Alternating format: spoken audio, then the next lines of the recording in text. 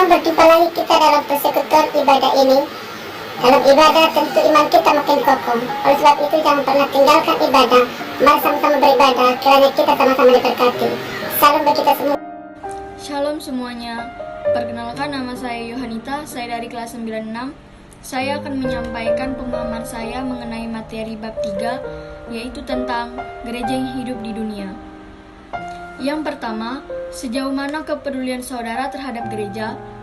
Menurut pemahaman saya, bentuk kepedulian tidak harus berupa materi seperti uang ataupun barang, tetapi bisa melalui perhatian, doa, pendampingan kepada mereka yang setiap hari kita jumpai. Kepedulian Allah harus disalurkan dan dinyatakan melalui setiap kita, yaitu gereja. Yang kedua, sejauh mana saudara mengupayakan misi dalam gereja? Menurut pemahaman saya, misi gereja ialah untuk menyatakan Kristus yang hadir di tengah dunia dengan jalan kesaksian dan pelayanan. Jadi, kita dapat mengupayakan atau menjalankan misi tersebut dengan sebuah kesaksian ataupun pelayanan. Kalau saya sendiri menjalankannya dengan sebuah pelayanan, yaitu saya sendiri sebagai seorang misdinar yang bertugas untuk membantu imam, mengantar persembahan, menuangkan air dan anggur, serta membawa air cuci tangan imam dan menjadi panutan umat. Sebenarnya masih banyak lagi tugas-tugas misdinar, tapi saya hanya menyebutkannya yang umum saja. Lalu yang ketiga, sejauh mana peran saudara sebagai seorang remaja dalam perkembangan dan kemajuan gereja? Menurut pemahaman saya, kita sebagai seorang remaja hendaknya berperan aktif dalam melayani Tuhan. Kalau saya sendiri, dalam gereja saya mengikuti 2 pelayanan, yaitu sebagai seorang misdinar atau putra-putri altar dan Legio Maria. Sekian yang dapat saya sampaikan mengenai pemahaman saya. Jika ada kesalahan kata, saya mohon maaf. Terima kasih dan shalom. Wow, terima kasih wanita. Baik, sekarang kita juga akan mendengarkan dari kelas 9 tentang gereja yang hidup di dunia. Selamat mendengarkan. Halo teman-teman, perkenalkan nama saya Tri Anita Artonang dari kelas 93. Ini saya membuat video pembelajaran mengenai bab 3 tentang gereja yang hidup di dunia. Kata saya akan kepedulian terhadap gereja, yaitu mengikuti imbauan untuk peduli terhadap sesama pada masa pandemi COVID-19. Buat melatih saya dan kalian semua agar peka terhadap lingkungan sekitar dengan mempunyai tujuan peduli dengan orang lain dan ataupun membantu orang lain dalam situasi peduli dengan kesehatan dan kebersihan, serta dapat memposisikan dan merasakan apa yang mereka rasakan. Saya terhadap misi gereja yaitu dengan mewujudkan kesatuan hati yang saling mengasihi, hubungan yang akrab, memberi perhatian, rendah hati, dan saling membangun di masa pandemi COVID-19 ini agar terangmu bercahaya atas perbuatanmu. Dalam peran sebagai remaja dalam gereja dengan persekutuan, yaitu berbagi kepada sesama di dalam satu perkumpulan. Kemudian pelayanan, yaitu kegiatan yang diselenggarakan gereja dalam kesaksian atau pewartaan, yang berarti membawa kabar gembira atau dapat mewujudkan kedamaian, kesejahteraan, keadilan, kebenaran, dan demokrasi yang berdasarkan kasih, untuk menyatukan dan mempererat komunitas remaja agar dapat melihat terang dan iman di tengah dunia remaja. Dari video ini, terima kasih. Shalom. Terima kasih Atri. Terima kasih buat penyampaiannya. Sekarang kita dengarkan paparan dari kelas 8. Selamat mendengarkan ya. Selamat pagi bagi kita semua. Perkenalkan, nama saya Maulina Siombing, kelas 89, bersekolah di SMP 10 Batam. Di sini saya ingin menjelaskan pengalaman saya di masa pandemi COVID-19 ini, yaitu berkaitan dengan bab 3, memilih untuk tidak putus asa. Menurut saya, putus asa merupakan hal yang sia-sia. Pasti setiap orang memiliki kesusahan dan masalah sendiri-sendiri. Tetapi, mengapa kebanyakan orang bisa melewati masalahnya? Pasti kita juga bisa, dengan cara berdoa, berusaha, dan juga bekerja keras. Setiap orang yang memiliki iman pasti bisa melewati masalah-masalahnya tersendiri. Jika kita memiliki iman yang besar, maka masalah dan kendala yang kita hadapi pasti bisa kita hadapi dengan sempurna. Sama seperti dengan saya akan berbagi pengalaman tentang yang berkaitan dengan bab 3, yaitu memilih untuk tidak putus asa. Selama pandemi COVID-19 ini saya hampir putus asa karena masalah pendidikan, kebersamaan, dan juga ibadah. Sekarang belajar pun secara daring, ibadah pun secara online, dan juga kumpul bersama kawan-kawan pun tetap kita waspadai. Tetapi di balik itu semua, Tuhan punya rencana. Tuhan masih memperbolehkan kita untuk berjumpa kawan-kawan walaupun tidak tatap muka. Sekarang kita bisa belajar walaupun tidak tatap muka.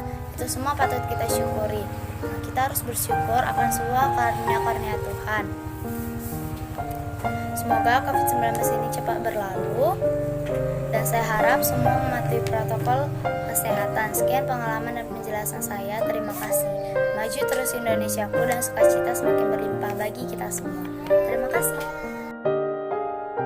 Shalom teman-teman, perkenalkan, nama saya Agnesia Simbolon dari kelas 87. Saya akan membuat video tentang bab 3, yaitu memilih untuk tidak berputus asa.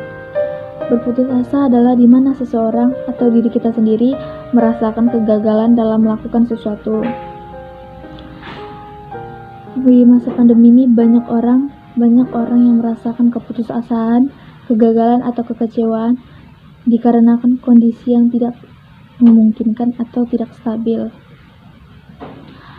Pada Matius 6 ayat 25, karena itu aku berkata kepadamu, janganlah khawatir akan hidupmu, akan apa yang hendak kau makan dan minum. Dan janganlah khawatir pula akan tubuhmu, akan apa yang hendak kau pakai. Pada bab 3 ini kita diajarkan tentang memilih untuk tidak berputus asa. Kita diajak untuk tidak berputus asa karena Tuhan tidak akan pernah memberikan kita cobaan yang melebihi atau di luar kemampuan kita. Buat kita yang sedang berputus asa, marilah kita tinggalkan keputusasaan kita dan tetaplah berharap pada Tuhan dan percayalah bahwa semua sedang dirancang Tuhan dan baik-baik saja dan semua akan indah pada waktunya. Wah, terima kasih Agnes, Tuhan memberkati. Baik, kita berjumpa lagi dalam persekutuan menumbuhkan iman. Tentulah dalam persekutuan akan menumbuhkan keimanan kita dan meneguhkan keimanan kita. Jadi tetap kita bersekutu, beribadah kepadanya, karena lewat itulah kita makin teguh untuk menghadapi kehidupan ini. Jangan tinggalkan persekutuan. Mari kita bernyanyi. Memuliakan Tuhan. Katakan pada Tuhan bahwa Tuhan itu adalah baik. Sungguh ini baik ini. Baik, baik.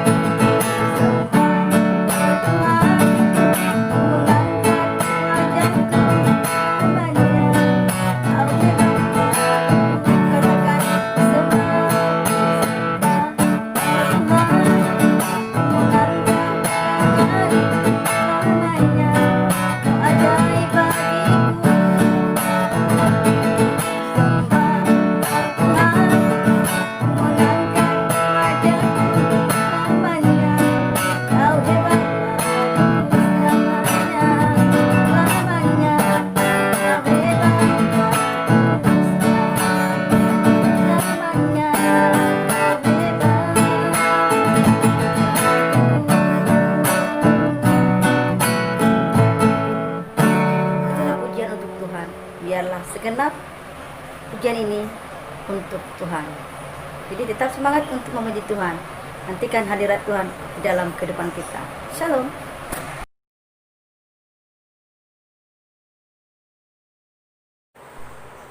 Baik, kita akan mendengarkan firman Tuhan. Ibadah itu kalau tidak disertai dengan firman-Nya tidak afdol.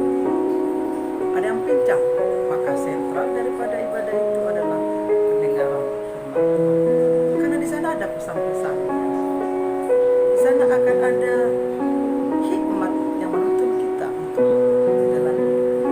Maka dengan itu persiapkan hatimu untuk pesan firman Tuhan ini. Baik saudara yang terkasih, kita akan mendengarkan firman Tuhan ini. Sesungguhnya kita masuk dalam gelanggang pertandingan.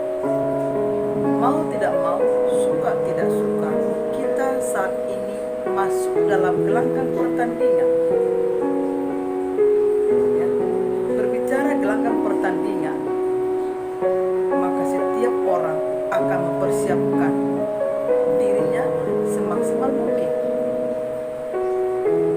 Gelanggang pertandingan tentu banyak yang akan meraih namanya kemenangan. Siapapun itu orangnya, ketika udah masuk atau memasuki pertandingan, hanya ada satu catatan di dalam kehidupannya, di pikirannya. Saya akan bisa menjadi pemenang. Jadi tema pada hari ini adalah menjadi pemenang. Dikatakan dalam firman-Nya 1 Korintus 9 ayat yang ke-25, demikian firman-Nya, tiap-tiap orang yang turut mengambil bagian pertandingan menguasai dirinya dalam segala hal. Mereka berbuat demikian untuk memperoleh suatu mahkota yang fana, tetapi kita untuk memperoleh suatu mahkota yang abadi. Saudaraku yang terkasih, berbicara tentang pertandingan, tentu dalam pertandingan ini hanya satu pemenangnya, bukan? Nah, untuk menjadi pemenang ini ada catatannya. Ya. Maka untuk memasuki gelanggang pertandingan, semua yang masuk dalam era pertandingan akan mempersiapkan dirinya, mengupayakan dirinya semaksimal mungkin, menggerakkan kekuatannya semaksimal mungkin, bahkan juga strategi-strategi yang akan dipakai dalam gelanggang pertandingan itu. Ya. Aspek kehidupan kita ini, semua aspek kehidupan kita ini, kita lagi masuk dalam gelanggang pertandingan. Maka untuk menjadi pemenang dalam gelanggang pertandingan, yang pertama itu adalah menguasai diri kita, menguasai diri kita.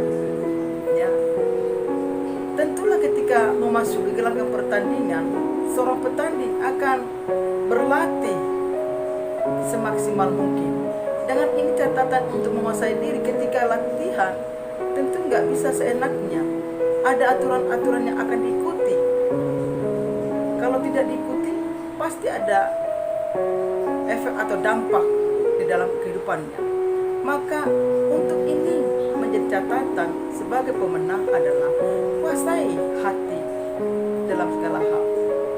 Baik ketika masuk dalam latihan, baik dalam proses di dalam penguasaan diri itu haruslah diindahkan. Kalau tidak, tentu akan berdampak kepada gelanggang pertandingan ketika sudah memasuki pertandingan tersebut.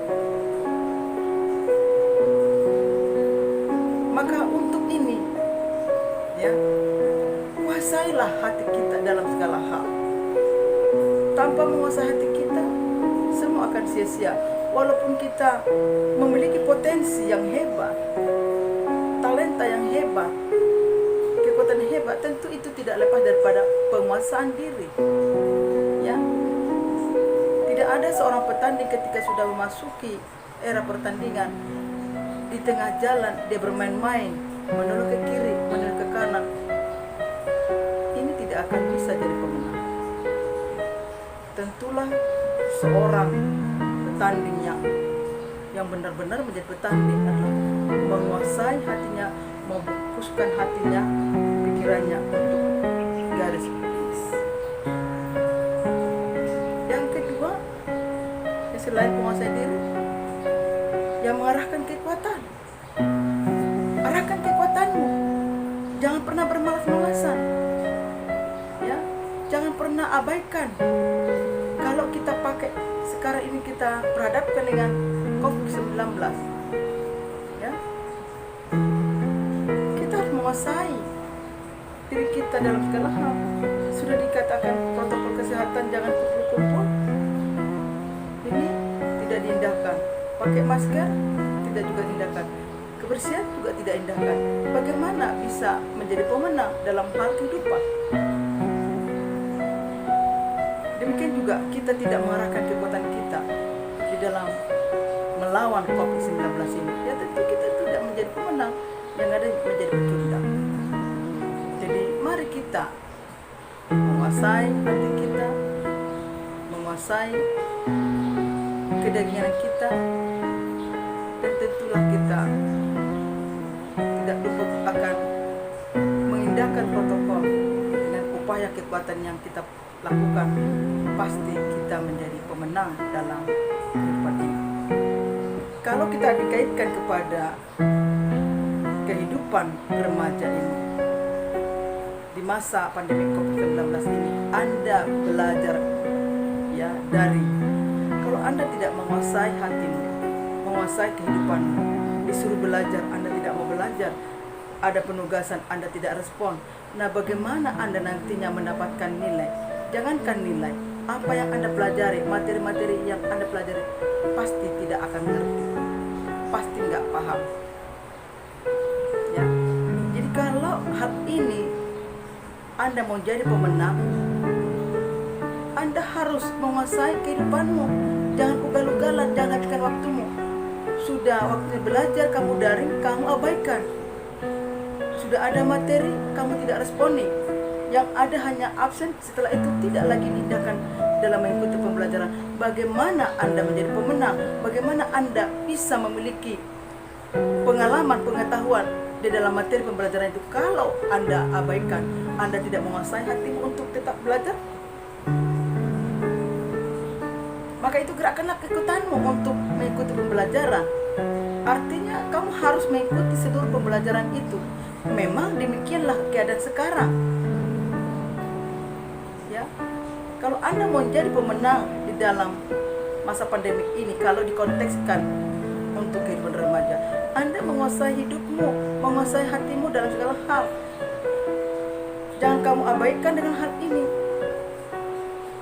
Ya, saya percaya orang yang mengikuti tuntunan dari gurunya, tuntunan dari orang tuanya, ya, ini salah satu juga catatan, menguasai hati dan pikiran, diindahkan oleh orang tuanya, maka dia akan menjadi pemenang. Bahkan juga dia giat untuk melakukan tugas-tugasnya lewat pendampingan orang tuanya di rumah. Pasti dia akan menjadi pemenang. Setidaknya dia bisa menjadi pemenang walaupun ya tidak menjadi urutan yang terdepan. Maka dengan ini, dengan firman ini, ya, supaya kita diingatkan, baik juga kepada peserta didik, baik semua yang mendengarkan firman Tuhan ini, mari kita menguasai hati dan pikiran kita. Kita gerahkanlah kekuatan kita untuk keluar dari masalah ini, ya, menguasai segala ya kehidupan ini. Arti menguasai diri, ya, jangan korupsi, jangan selingkuh, jangan gosipin, ya. Gerakan kekuatanmu untuk bekerja, apa yang bisa dilakukan kerjakan, yang berupa kebenaran, jangan di dalam hal dosa. Maka saya percaya pada masa pandemi COVID-19 ini, kita semua menjadi pemenang kalau kita indahkan penguasaan diri dan menggerakkan kekuatan kita untuk melangsungkan kehidupan ini. Firman Tuhan ini sangat sederhana, tetapi saya percaya firman ini akan menegur kita supaya kita menjadi pemenang di di masa pandemi COVID-19. Jadi firman Tuhan pada hari ini terdapat 1 Korintus 9 ayat 25. Maka dikatakan jadi pemenang hanya satu pemenangnya dalam laga pertandingan. Tanyalah kepada diri Anda, apakah Anda jadi pemenangnya itu? Anda sendiri yang bisa menjawab. Demikian untuk pesan firman Tuhan pada